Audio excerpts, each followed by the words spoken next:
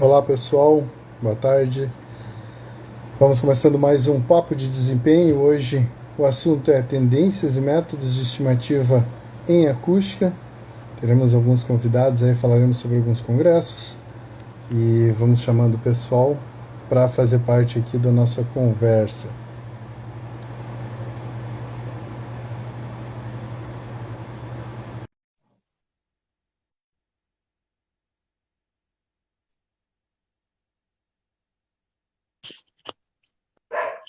Olá, professora Maria Fernanda. Olá, tudo bem? Tudo certo. Então, vamos chamar os nossos convidados de hoje? Meu áudio está bem baixinho, não consigo te escutar direito. Melhorou? Acho que sim. Tu consegue me escutar? Eu tô te ouvindo bem. Não sei quem é que tá ali. Ah, Roberta, tá ouvindo bem? Tudo bom, Eu Roberta? não estou conseguindo escutar, tá bem baixinho teu áudio. É mesmo? Então, Aqui, eu acho que vamos aumentar aqui. a Cândida entrou, acho que já dá para chamá-la ali. Uhum.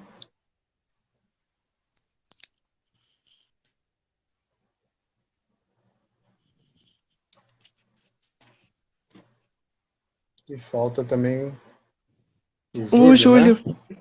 Oi, Cândida. Oi, eu tô escutando bem. Olá, Cândida. Tá me escutando bem? Tô tranquilo. Ah, legal. Tá, É, o beleza. problema é no meu áudio aqui. Legal. Então, já vou explicando aqui para a Cândida mais ou menos o... Enfim, para que a gente faz isso aqui, né? Né? Então, a gente tem nós estamos tentando fazer semanal, toda segunda-feira às 18 horas, uma conversa bem informal sobre desempenho, né? E aí cada semana a gente tem um assunto e a gente tenta encaixar com alguma coisa que esteja acontecendo, né? Também para dar aquela... o Júlio mandou um WhatsApp dizendo que ele está aguardando ali. E aí, então, agora no dia 20, nós vamos ter um webinar do FIA, né? E eu acho que vai ser legal a gente falar um pouco desse webinar, mas também falar um pouco do nosso encontro, né? Do encontro da FIA e tá com as inscrições abertas também, né? Acho que vai ser legal conversar sobre isso. Sim, na verdade, então assim, o FIA ele iria ocorrer em 2020. Aí depois a gente, bem, por conta da pandemia, foi postergando. A gente quis marcar 2021 com uma webinar, né? E foi muito bacana. Na verdade, no momento, tinham mais de 900 pessoas participando. Então a gente também está muito empolgado com esse webinar que vai acontecer esse ano. E a gente vai deixar para... E bem, vai acontecer agora o presencial, né, em agosto do ano que vem, que a gente está estamos bem empolgados. Estou vendo aí, já está o Marcos Holtz, o O Sérgio. Holtz. Ah, tudo bom, Holtz? O Holtz participou conosco também de Eu uma outra assisti, conversa, foi né? excelente. E eu acho que é isso também. É claro que o FIA, né, Encontro da Federação Ibero-Americana de Acústica, a questão de acústica ela é mais ampla do que a gente aborda desempenho de edificações. Mas é do que a gente sabe falar e é por isso que estou chamando vocês para a gente falar um pouco dessa parte de acústica de edificações. E então vão ser dois webinars, né, Exato. Cândida? Vai ser o dia inteiro, né? Então vai Uhum. ser uma programação bem extensa, mas assim, extremamente interessante. Uma vai ser sobre o futuro das cidades, né? Então, com o que a gente vai ter dos drones e eVTOLs, como vai ser esse impacto na poluição sonora. Confesso que eu não sabia o que era eVTOL, tá? Eu descobri esse ano. Eu Eu nem também não sabia. sei. Veículo de. É um drone onde as pessoas entram, enfim, é quase um helicóptero, um sistema que eu achava que isso ia acontecer daqui a 50 anos. Eu falei, aquele negócio que ia acontecer dos Jetsons, aquilo que a gente...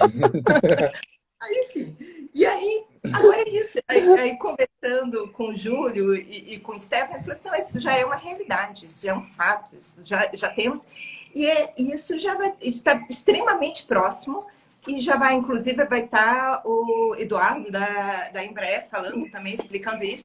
O que vai ser isso e qual vai ser o impacto da poluição sonora nessas cidades. Que estudos já foram feitos em relação a isso. Então, eu acho que vai ser extremamente interessante. Essa mesa redonda, então a gente vai estar com o Júlio, o Stefano, a Carolina Monteiro e o Eduardo da Embraer. E temos uma segunda também, que eu acho que é extremamente atual, que a gente tem essa necessidade de discussões técnicas, que vai ser essa transmissão sonora estrutural das edificações, né? E aí a gente vai discutir de simulações, simulações, medições em loco, né? Os ensaios, as normas que nós temos, se elas são suficientes, se a gente tem que ter mais discussões sobre isso, como estão as soluções construtivas. Então, eu acho que também vai ser uma discussão bem bacana. Eu acho que vai ter muita gente interessada, muita gente querendo participar. Acho que sim. E é por isso que a gente tem esse nome também na nossa conversa de hoje, que a gente colocou tendências e métodos, né, de previsão, porque vai ser um dos assuntos que nós vamos falar, pelo menos na segunda etapa ali, né, da segunda temporada ali do webinar. E falando um pouco também dos softwares, né? E tem uma questão também nos softwares, e o Rafael está aqui, não é também por nada, né? Ele teve a dissertação de mestrado dele comparando simulação em software e medições em loco, né? Toda a dificuldade que a gente tem, não, mas com frequência a gente tem alguma dificuldade nesses softwares por causa da falta de dados dos sistemas construtivos brasileiros, né? O que nós usamos no Brasil, né? Eu acho que esse é um dos principais pontos, né? Claro que também saber usar o software, né? Porque eu acho que quando a pessoa diz assim, vou usar um software, não, primeiro tem que entender algumas coisas básicas para poder usar o software, mas eu acho que vai nisso a grande dificuldade, né?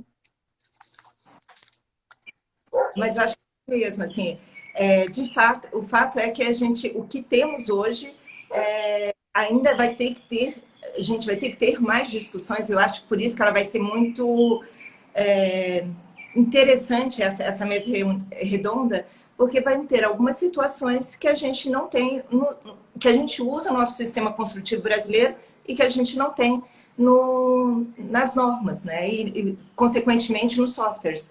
Então, a gente vai ter que discutir um pouquinho sobre isso. A questão do software é bem complexa, que a gente precisa de dados brasileiros dos aplicativos, dos materiais, né? Você não tem dados como o fator de perda interna, até o isolamento, resultados de laboratório mesmo, de isolamento, perda de transmissão, tu tem que ter isso daí para alimentar. Os dados de input, e se a gente usa muito dados europeus, não quer dizer que eles estejam errados, mas talvez não estejam condizendo com dados que a gente está usando brasileiro, né? Exatamente. A gente está...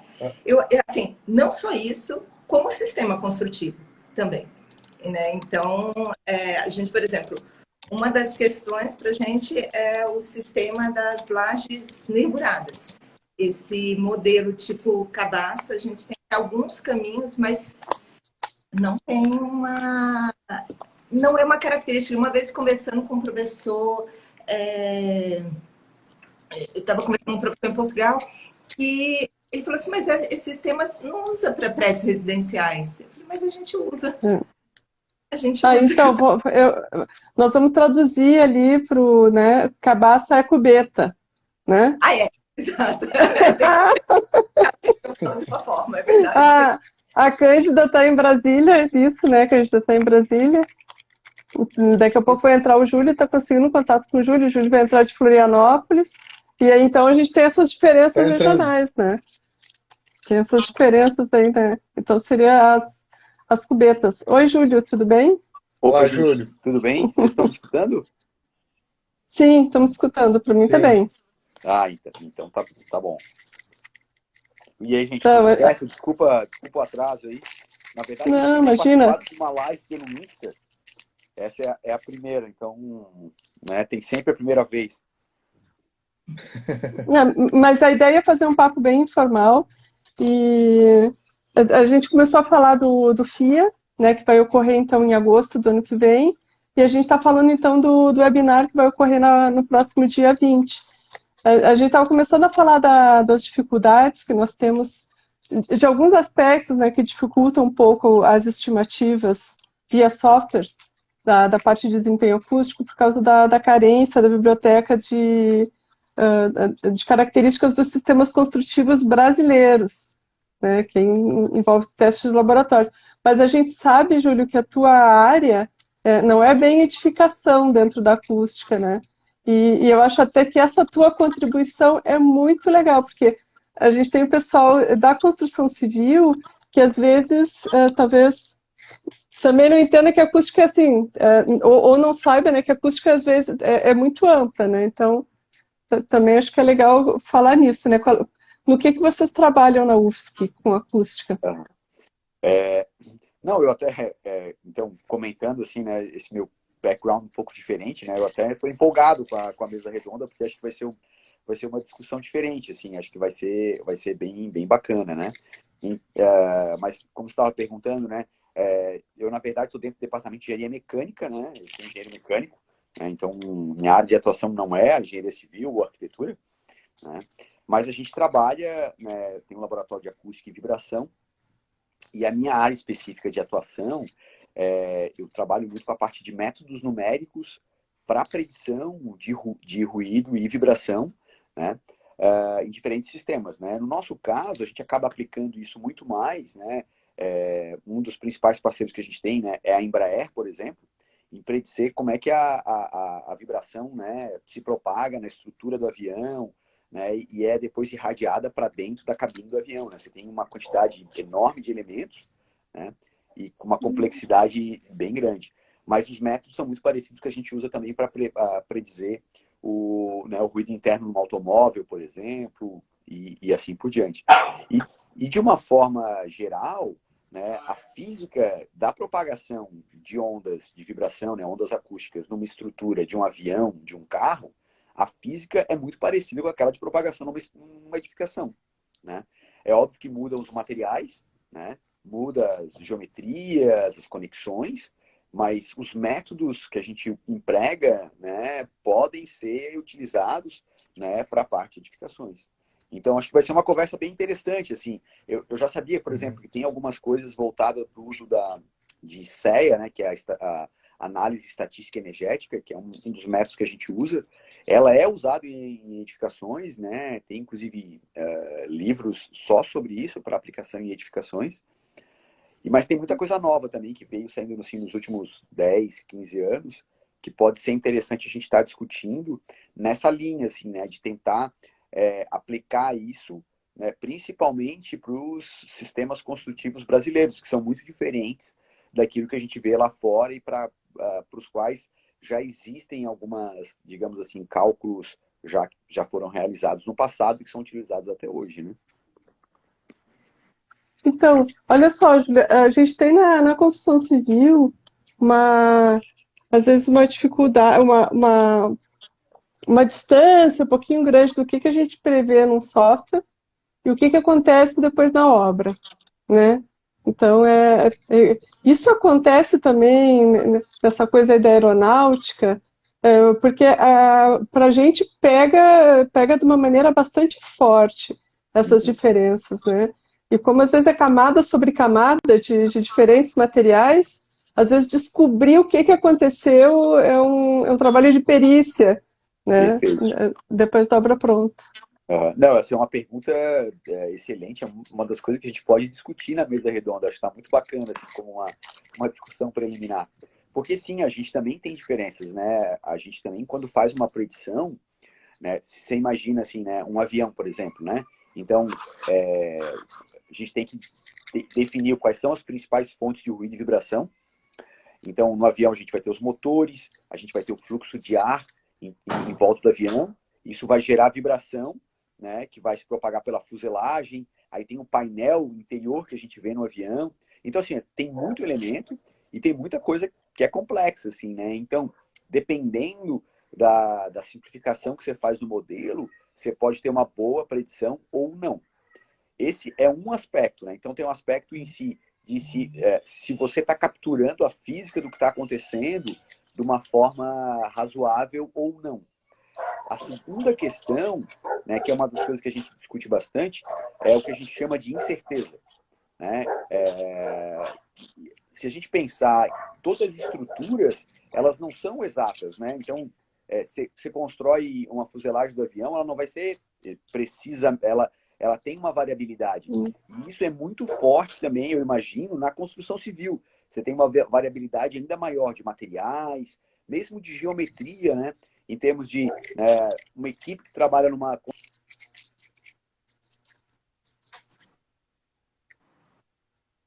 outra equipe trabalhando numa outra parte da construção e você ter essa variabilidade. Então, os métodos eles têm que ser bom não só em prever, digamos assim, o comportamento específico, mas ter uma ideia de média e dispersão, assim, usar questões estatísticas, assim. Então, são duas coisas que a gente trabalha bastante, que poderia ser interessante tentar implementar na construção civil. Então, eu vou passar a palavra depois, porque eu tenho mania de falar demais nesses bate-papos aqui, né, Rafael? Rafael tá só me olhando ali. Mas sabe por quê? Porque eu acho que se faz muito paralelo entre a construção civil e outros setores, né, da indústria de produção. E apelando para a falta de racionalização na construção civil como um dos principais pontos também, né, para se ter algum controle, entre eles também essa parte do desempenho acústico. Uhum. Eu diria até a questão da racionalização, mas também a questão da mecanização das nossas atividades. Os princípios de construção, né, não construção de edificação, construção no geral, a elaboração de alguma coisa. A construção de uma aeronave, a construção de um refrigerador, a construção de uma edificação. São processos que vai agregando etapas. E só que as etapas na construção civil, ela está muito, eu não posso dizer precária, mas ela é muito, falta mecanização nas nossas atividades e falta uma padronização. Então, talvez essa falta de padronização que a gente tenha na construção civil possa estar trazendo alguma fragilidade. A gente pode estar colocando no software o que foi simulado, o que foi, por exemplo, colocar num software para fazer uma simulação, uma estimativa acústica, de algo que foi visto em laboratório, que foi estimado em laboratório, mas só que como é que a gente vai garantir que isso realmente está sendo construído em obra por uma pessoa a um sol de 37 graus, com esquadros e réguas, que ainda são equipamentos um pouco, não posso dizer arcaico, mas antigos ainda, né? Então falta talvez uma padronização da nossa atividade na construção civil. Eu acho que com o crescimento de alguns sistemas inovadores possa estar trazendo uma ideia. A ideia de tentar trazer o mais próximo à estimativa para os nossos resultados da construção civil vem de uma falta de padronização das nossas atividades e também vem de uma precisão maior dos nossos resultados de laboratório também. Há ainda uma falta disso daí. Não, estava lembrando agora do trabalho aquele do Alexandre, né? Um trabalho lá nosso, ali que eu orientei da especialização, que ele fez a medição, mas ele também fez uma relação com a umidade, né, presente na parede. Ele mediu a umidade dentro da parede, porque também tem isso, né? A pessoa vai lá medir e ainda tem muita água, né? Tem muita umidade presente. E isso é um dos fatores também que pode influenciar, né? Não necessariamente pode ter passado o tempo de cura, né? Mas aquela quantidade, aquela umidade ainda pode estar influenciando, né? Isso é interessante.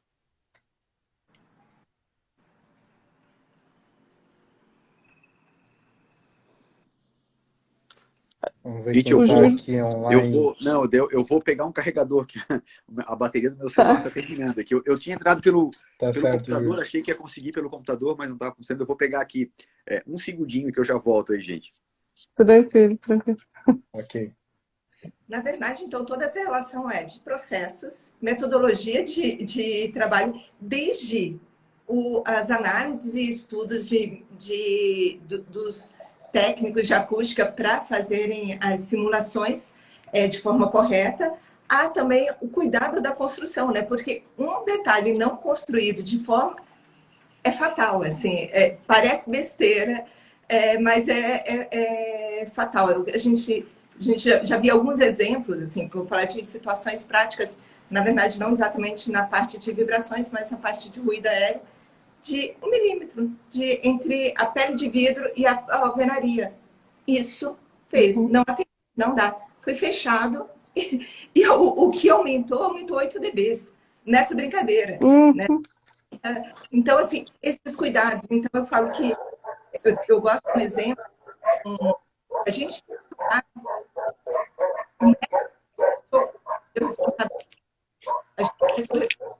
mas a gente não vai operar. Então, o que a gente precisa fazer para o resultado dele?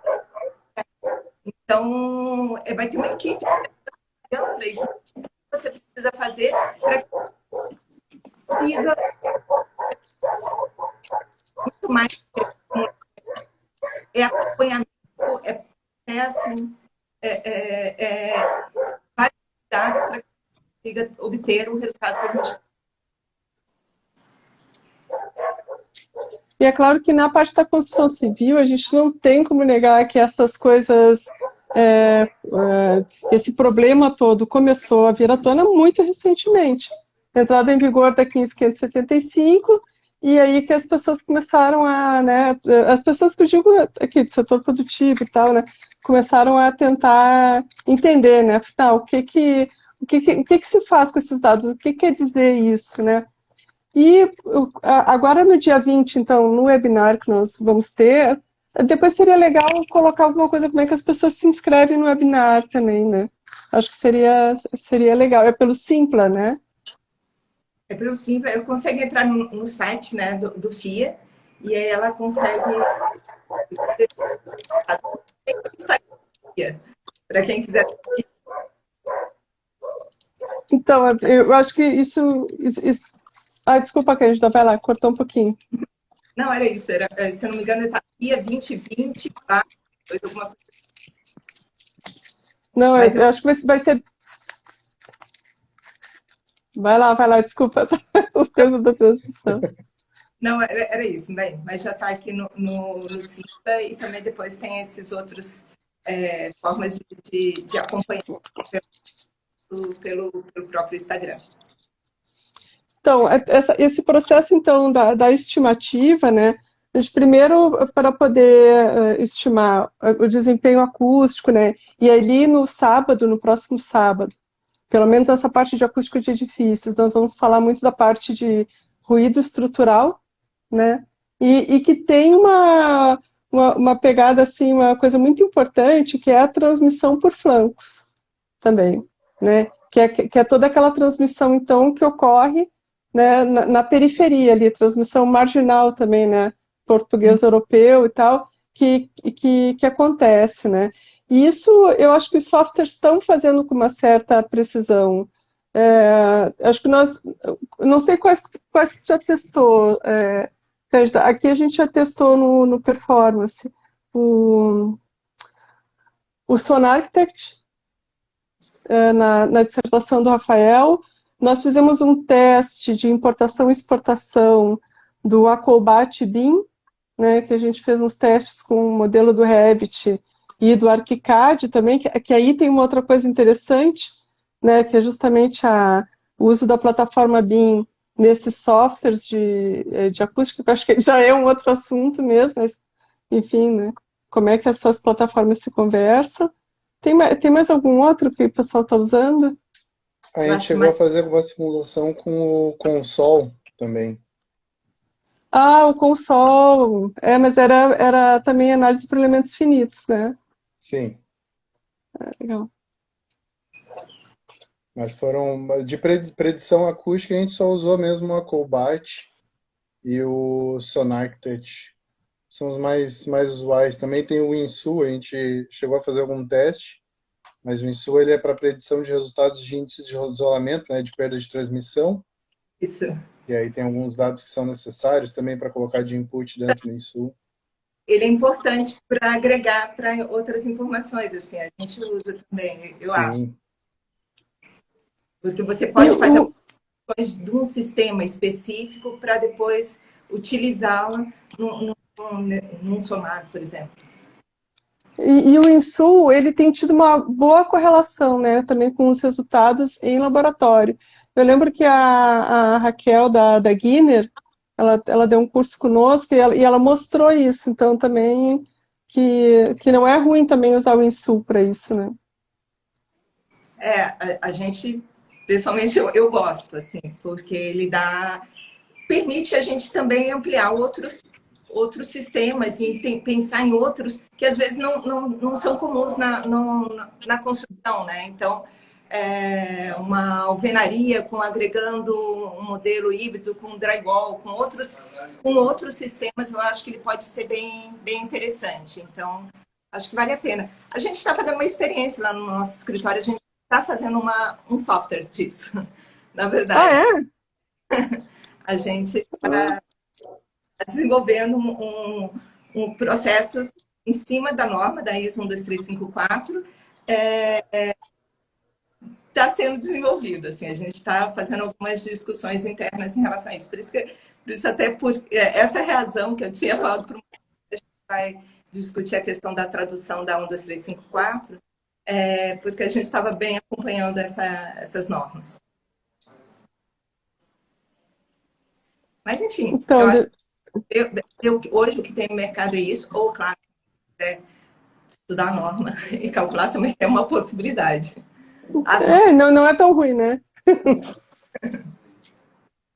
Não é tão ruim fazer aquele cálculo ali, mas enfim, o modelo, aquele modelo 3D, né? Não modelo computacional, ele costuma ser mais, digamos assim, autoexplicativo, explicativo para o próprio cliente, né? Então, no que nós vamos usar também essa parte, eu penso, né? Estou aqui pensando alto, essa parte da simulação, né? Dos métodos de previsão, né? Que a gente tem. Então, muito para comunicar com o cliente também, que às vezes o cliente é um colega, né? Mas sabe que uma questão que eu acho que a gente, por exemplo, uma questão que está faltando, existe um software, que eu esqueci o nome dele, que a gente está com falta de software de simulações computacionais de acústica no sistema BIM. Existe um, espanhol, se não me engano, mas ele tem uma dificuldade muito grande dele se comunicar com softwares, com o Revit ou com a Arcad. Então, a gente está com uma dificuldade, e essa é uma realidade, da gente discutir esse sistema de software com o sistema BIM. Não é o software da Multiplus, como queiram alguns? Porque esse eu tenho também, esqueci o nome. Esse aqui eu tenho, já usei também esse software. Mas, de um modo geral, assim, é difícil a questão da interoperabilidade, né, entre um ArchiCAD e um Revit com um software de acústica. Eu acho que teve aquele trabalho também do Lorenzo, né, Rafael, que ele fez essas exportações e depois tem que arrumar praticamente todo o modelo, né? Exatamente. Discussão, assim. E quase você refaz. Então, eu sei que isso tudo está sendo trabalhado. Para agregar mais nessas discussões.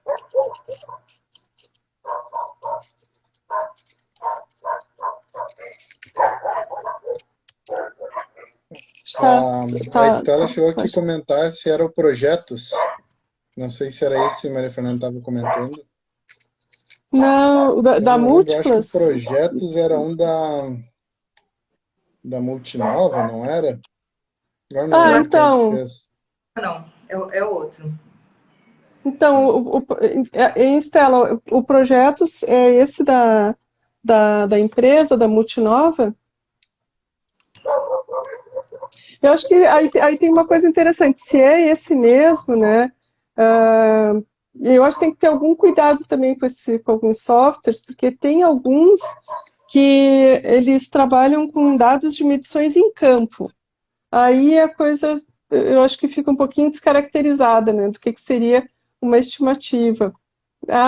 Tá, esse mesmo. Então, pelo que eu conheço, esse projeto ele tem dados de medições em campo, que eu acho que vem de uma época que nós não tínhamos dados produzidos em laboratório que pudessem ser publicados, né? E aí vem também essa discussão, que eu acho que vai ser legal no dia 20, que eu acho que aqui no Brasil ainda se confunde um pouco no que a gente usa o dado em campo, no que se usa o dado em laboratório. E às vezes, claro, tem algumas construções que são verdadeiros laboratórios, mas não que aqueles dados realmente sejam válidos, né, para estimativas. Sim, assim, o Só ideal. queria mandar um abraço aqui pro Thomas, que está no Equador, mandou um abraço para a gente, está acompanhando a gente aqui. A Estela, que também está mandando algumas mensagens. O Rotzer já participou aqui também. A Nath Hanauer trabalhou com a gente no ITT Performance, mais na parte do LASE. Bem interessante a participação do pessoal. Vamos falando aí. A Estela ainda comentou aqui que acha que o CIP é o da Multiplus, é o da CIP. E, na verdade, então é esse aí que eu tenho. O Multiplus ele é da CIP. Esse aí. Não, o software é o CIP. A Multiplus tem Multiplus é a vários, empresa. né? É a empresa, né? É o CIPCAD Map. Que agora a Estela falou, meio que veio todo o nome. Assim, né? Realmente, ele também tem dado. Eu acho que esse software, se não me engano, olha, que coisa, né? Eu vou falar e vai acabar ficando gravado isso, mas esse software, eu acho que ele foi feito na Espanha, e se não me engano, a primeira versão tinha um erro, né? E foi corrigida, mas aí ficou na cabeça das pessoas que o software tinha um erro. E, na verdade, ele usa também todo o método agora ISO, né? 12354, antes norma europeia EN, né? Era o CIP mesmo. E ele também faz uma análise que o SonarCTEST não faz, que é aquela medição entre halls. Isso ali é uma difícil predição e ele estava fazendo, ele já logo se adaptou à norma brasileira. Sim, ainda tem isso, né, Cândida e Júlio? Tem coisas que só a norma brasileira... tem coisas não, mas isso é muito específico, né? Que é o isolamento acústico de conjunto de portas e paredes separado pelo hall. Isso não tem em outro país. Então, os softwares que não têm essa adaptação para o Brasil não vão conseguir dar esse dado, porque entra uma outra questão, que é o isolamento acústico das portas. Nossa, se é difícil a gente saber o isolamento acústico de um sistema de piso com multicamadas das portas, aí realmente é bem mais difícil, né? Bem mais difícil para justamente colocar esse dado de entrada no software. São raríssimos fornecedores que têm esses ensaios. Você tem até ensaios de portas, mas portas acústicas, que são mais de estúdios, assim, né, de 34 dBs. O que a gente precisa para a residencial dessa de 24, 25 dBs, que muitas vezes é o que a gente precisa, eu acho que eu conheço 2 ou 3 fornecedores que têm isso ensaiado. Precisamos realmente para que a gente tenha mais possibilidades.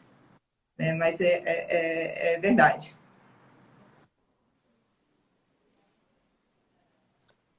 Mas, Rafael, quer comentar um pouco também da tua dissertação ali, dos resultados que tu encontraste? Acho que principalmente por causa dessa questão do ruído estrutural, né, que vai ser o nosso assunto do dia 20. Algo bem interessante que a gente acabou encontrando na dissertação foi o fato de que a gente basicamente usou os dados que o próprio SonarCTEST tinha e ainda pegamos alguns que já tinham sido ensaiados.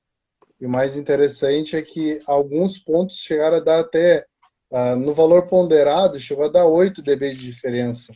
5 dB de diferença. E isso em algumas paredes, e o que a gente acabou identificando foram paredes aonde? Paredes de cozinha. Tem uma alta gama de inserção de tubulações de hidrossanitário, tubulação elétrica, até né, quando foi ensaiado, a diferença do ensaiado e simulado, no simulado tu não coloca nada que está dentro da parede, só coloca uma parede perfeitamente construída como se fosse um laboratório. E a gente chega lá para ensaiar, não é assim, não é. Tem uma cozinha, tem um duto de ventilação obrigatório pelo corpo de bombeiros. E isso a gente não coloca no SonarTech, a gente não bota dentro do aplicativo. Tem as tubulações, a gente não bota isso dentro do aplicativo. Tem a bancada da pia, que está ali fixada no elemento estrutural, que é a parede, também não é colocado no aplicativo. Então, tem uma série de fatores ali que podem estar contribuindo, que precisam de uma análise bem mais aprofundada para a gente conseguir dizer o que possa estar dando essas diferenças. Mas, num âmbito geral, assim, os valores de impacto e isolamento aéreo para sistemas de piso, eles chegaram num valor bem próximo, de torno de 1 a 2 dB de diferença. Em um ponto específico, se eu não me engano, chegou a dar 4 dB de diferença. E, se eu não me engano, foi na sala, tinha um volume bem considerável e a ideia era uma possível transmissão pela janela. Mas é isso, a gente precisa aumentar um pouco mais a nossa gama de trabalhos investigando, investigações, para ver se a gente consegue encontrar algum fator que correlacione o que a gente está construindo com o que a gente está simulando. Mas eu vou dar um caso, assim, por exemplo, de impacto, que foi em 2013, a gente fez, a ideia era fazer vários sistemas construtivos diferentes, com material A, B e C, em diferentes sistemas, assim, igualzinho, né? Apartamento do quarto para o terceiro, terceiro para o segundo, segundo para o primeiro, um com laje maciça, outro com laje nervurada, enfim. E aí um dos sistemas, a gente deu 0. A nossa expectativa era acho que era dar 8 ou 10 dB de atenuação, e o resultado deu 0. E a gente descobriu por acaso. Porque assim, a ideia era apresentava com a vida real. Apresentava como é que estava, mostrava o detalhe e deixava o mestre e o engenheiro seguirem e saíam. O mestre resolveu colocar uma natinha de cimento neste material, que era um material de pneu, e ele enrijeceu, ele deixou de ser resistente, perdeu suas características.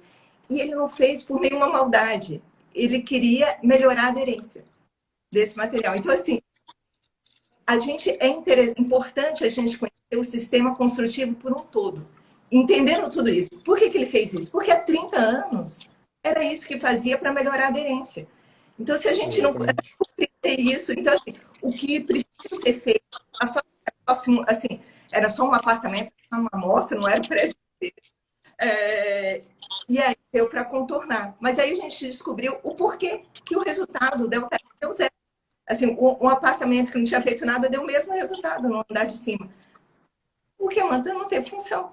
Então, assim, os cuidados da gente entender como também está sendo executado, né? Isso, por exemplo, isso que o Rafael falou da tubulação, a gente realmente já teve uma experiência em relação às lajes, né? Principalmente em moradia popular, onde tinha essas lajes que às vezes rasgavam a laje para colocar a tubulação, e isso tinha perda de resultados. Então, a gente também conhecer todos os projetos, né? Não só o projeto de arquitetura e de estrutura, mas de todos os projetos de instalações, para a gente entender compatibilizar tudo isso, porque isso tudo vai interferir no nosso resultado, para que a gente tenha as expectativas dos resultados conforme o que a gente esperava, né? Então, eu acho que aí tem também um ponto para se debater, para que a gente converse, né? Que é justamente sobre até que ponto a gente consegue estimar, não são a questão de defeitos, né? Mas são determinadas características dos sistemas, né? Que realmente é o que vai ocorrer na própria obra, né? Também indo nesse sentido, aquela questão, uma vez eu vi a pessoa recebeu o apartamento e no que recebeu, começou a rasgar a laje para passar o cabo da net, né? Dentro da laje. Quer dizer, mudou, não é aquele desempenho, né, que vai ter, né? Que vai se ter. Quando a gente começou a fazer os ensaios ali no Performance, tinha um debate ali, né? Meio interno, meio com os fabricantes, que é será que vale a pena eu construir essa amostra, né? Vamos para essa amostra de laje, bem perfeitinha no laboratório, se na obra ela não será, né? Não será assim. Então, tinha uma pergunta que pairava na cabeça de algumas pessoas assim, né? Pois é, uma questão que a gente tem de incerteza em ensaios, né? O que a gente teria também nas simulações matemáticas? Eu acredito que cada escritório já faça o seu, um coeficiente de segurança nos seus resultados. Por essa exatamente o quanto isso vai estar seguro. A gente vai ter em projetos estruturais esse cálculo, esse coeficiente de segurança. O que seria? A gente não tem esse número específico, né? Acaba que cada escritório faz o seu na sua experiência de ensaios, experiência de projeto, mas porque a gente tem isso. Não vai estar, eu falo assim, o perfeitinho que nem está no laboratório, que no laboratório capricho, não vai estar. Não vai estar, assim, vai ter alguma coisinha. Claro que quanto menos é o ideal, mas assim, que vai ter alguma coisinha, um errinho pode acontecer. Então, como dar essa segurança para que o projetista que está desenvolvendo tenha segurança que o resultado vai dar aquele, para que a gente não fique no final de aonde está, quem errou, né? O que aconteceu, né? Então, essa também é uma outra discussão, de saber como que se colocam, né? Como é que os projetistas colocam isso. Para que a gente saiba que isso não vai ser o perfeitinho no laboratório, não vai acontecer. Assim, pode acontecer, mas talvez seja uma minoria. Eu acho que... Desculpa, pode falar, linha, Júlio. assim, né, eu só ia complementar, então, assim, na linha do que a Cândida está colocando e que o Rafael levantou, né, com relação, obviamente, à predição versus a realidade, né, e você tem tem duas coisas, tem a própria variabilidade que você vai ter construtiva desses elementos, né, em função de, novamente, diferença de material, diferente de equipe que tá construindo e assim por diante. E você tem esses elementos que você acaba não considerando na modelagem, que o Rafael mencionou, assim, né? Você tem um duto de ar, você tem tubulação passando pela parede e tudo mais. É óbvio que você pode adicionar complexidade na sua simulação, né? Você pode, existem formas diferentes de estar incluindo esses elementos, mas eu acho que existe uma questão até que ponto você quer detalhar uma análise dessa, né? Porque isso tem um custo, tem hora homem para desenvolver esse tipo de modelo e assim vai, né? Quanto tempo você prefere gastar ou, né, tá fazendo algumas análises depois, medindo, né, na própria obra depois, né, ou em elementos diferentes e usar essas informações em modelos mais para frente, né? Porque, assim como o Rafael mencionou, você tem uma parede lá de cozinha, que tipicamente vai ter uma tubulação, né, da parte elétrica, da parte hidráulica, você tem como medir diferentes cozinhas e tentar trazer depois esse incorporar esse dado em simulações futuras, né? Dá para estar incluindo isso, né? E dentro dessa linha, né, de como incluir isso, né? Aí entra assim, tem uma questão de curiosidade, um dever de casa que eu ainda quero fazer para sábado, né? Que é dar uma olhada, inclusive, no que está por trás das predições das normas, né? Porque a gente fala muito, né? A norma tal tem a predição da norma, mas tudo bem, mas como é que a norma chegou nessa predição? O que ela está considerando por trás?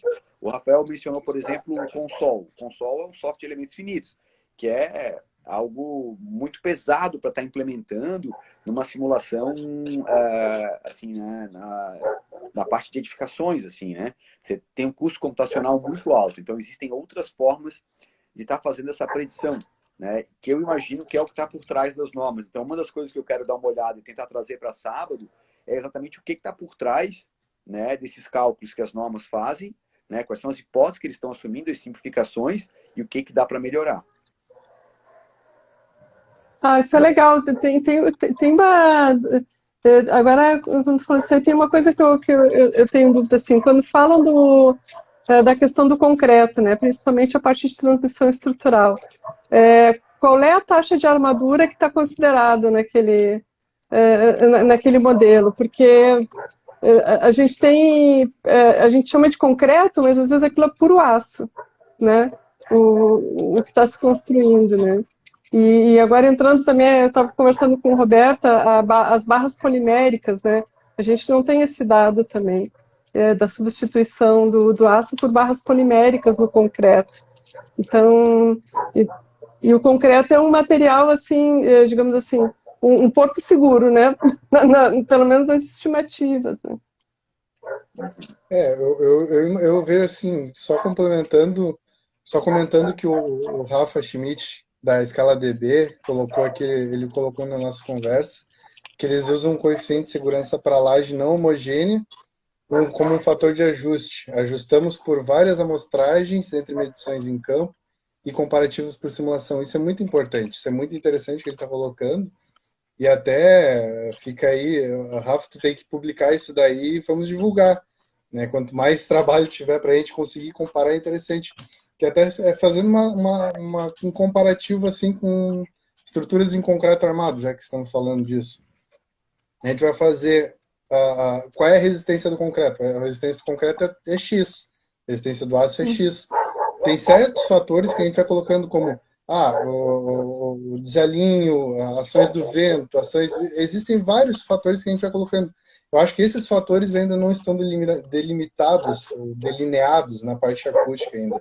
Como, por exemplo, a gente ensaia em laboratório, aquele ali é um resultado de maior isolamento que possa dar aquela parede. Ou seja, em laboratório, ela vai isolar aquilo ali, que é a melhor situação, com a melhor mão de obra, do melhor jeito construído. A partir do momento que a gente vai colocando em campo, vai construir isso daí, vão vindo os fatores para prejudicar isso. Então, tem aqueles fatores de correções, até o Rafa Schmidt colocou aqui, se é um sistema racionalizado, então vamos botar uma incerteza de 2 dB. Se é um sistema não racionalizado, se é um sistema convencional de construção, a incerteza é 5 dB. Então, acho que é esses fatores aí, talvez, que faltam a gente delinear. Estou divagando aqui, mas eu acho que é um caminho interessante a gente pensar na acústica para caminhar. E muito, muito legal, porque a construção civil no Brasil, ela se desenvolveu sobre o critério custo, unicamente custo, né? E sempre trabalhando muito justo. Quanto mais popular a habitação, mais justo tinha que ser o orçamento. Justo no sentido de bater, né? Orçado versus realizado, ele tinha que bater junto. E quando entra essa questão da acústica, a gente diz que não pode chegar tão no limite, né? Não pode chegar na previsão, a gente não pode chegar tão no limite do que poderia dar em campo, porque pode ser que não dê, né? E foi difícil, mas acho que a gente consegue, estamos conseguindo nos comunicar um pouco melhor pelo menos com algumas construtoras, né? Mas isso Desculpa, Cândida, pode falar. Eu concordo plenamente. Eu acho que a gente no escritório, a gente foi pegando de experiência o que tinha, depois a gente colocou muito, a nossa segurança estava muito alta, e aí uma amostragem grande, com dados maiores, aqui a gente pegou pesado, aqui a gente pode dar uma diminuidinha. Aqui não, aqui eu vou, inclusive, aumentar um pouco mais, porque eu estou vendo que está mais... Então, eu acho que isso é interessante, enfim, desde e os seus trabalhos internos, que os análises, para que ela consiga ter uma segurança melhor e a gente ter um coeficiente de segurança mais adequado, né, que a gente nessas situações. Mas concordo exatamente com isso. O que eu ia comentar, né, aquela questão que a Maria Fernanda levantou, assim, né, até que ponto os modelos levam em consideração a armadura que está numa alvenaria, né? E, assim, eu não tenho essa resposta, eu teria que dar uma olhada no que está por trás daquelas predições, mas teoricamente dá para incorporar isso nos modelos, né? Assim, né? Você tem a quantidade de aço que você está usando e você pode incorporar isso nos modelos. Os modelos têm como incluir isso, né? Modelos mais complicados, menos complicados, né? Isso é viável, assim, né? Então, a gente usa isso, né? Por exemplo, materiais que a gente chama materiais compostos, né? Um concreto armado é isso, é um material composto. Você tem, né, o aço e o cimento ali, né? E o concreto juntos, né? Então, você tem como prever isso dali e já existe equacionamento para isso, né? A questão é até que ponto é razoável, né? A gente consegue estar incorporando isso nos modelos de predição, principalmente para a parte de transmissão estrutural, né? Legal, acho que a gente já está chegando no horário, né? Eu Até só passamos um queria, antes, pouquinho, né? já Vamos passamos um ver. pouquinho, só queria mandar um abraço para quem aqui está online ainda. Rangel, a Fernanda Rossato, o Roberto Cris, professora Estela Mares, está online participando ativamente aqui do nosso chat. Professora Viviane, o Marcos, o Rafael também participando aqui, Daniele Garcia, William Prats, o pessoal da Acústica e Sônica também, desde o começo já está aqui da nossa live, está participando. Maria Fernanda, quer fazer os agradecimentos finais? Nossa, que honra! Sim, eu gostaria de agradecer a disponibilidade da Cândida, do Júlio Cordioli. Lembrando que a gente está aqui para. Também o papo de hoje foi para lembrá-los que no dia 20 nós teremos um webinar do FIA 2020/22. FIA é o encontro da Federação Ibero-Americana de Acústica, que vai ocorrer em Florianópolis, né? Costão do Santinho. Um paraíso, né? Muito, muito bem escolhido o lugar, por sinal. Né? Muito, muito bom. Nesse webinar, eu acho que a gente consegue colocar durante a semana ali no Insta, compartilhar no Insta ali do ITT Performance também, como é que faz para fazer as inscrições, porque vai estar extremamente interessante. Essa parte que foi falada do ruído de drones e desses veículos, que eu não sei dizer o nome, né, verticais, como que isso vai impactar no ruído urbano, eu acho que vai estar sensacional. Muito obrigado, Cândida, muito obrigado, Júlio. Rafael, obrigado, nem tenho como te agradecer, né? Sempre, sempre, sempre. Maior apoio aí. E vamos tentar aproveitar o restinho do feriado de hoje, né? Então tá, eu agradeço o convite aí, Maria Fernanda, Rafael, né? É um prazer estar com vocês aí. Eu que agradeço, gente, também. Adorei. Valeu. Até Então mais, tá, gente. bom Tchau. resto de feriado a todos, se cuidem e até a próxima. Até. Tchau.